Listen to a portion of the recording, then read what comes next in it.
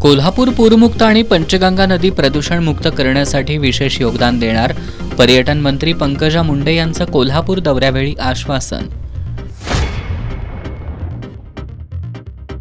Bauxite सदृश्य गौण खनिजाची अवैध वाहतूक करणाऱ्यांसह ज्यांच्या जागेत उत्खनन होतंय त्यांच्यावर सुद्धा कारवाई होणार, जिल्हा खनिकर्म अधिकारी आनंद पाटील यांची ग्वाही.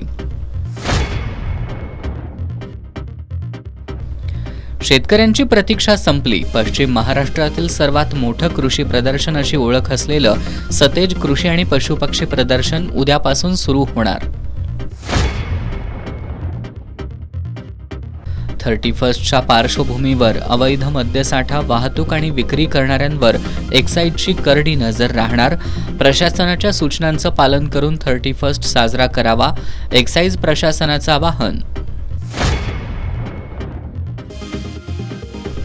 आणि निपाणी देवगड मार्गावर खासगी बस उलटली, एक प्रवाशी ठार तर 11 प्रवाशी जखमी.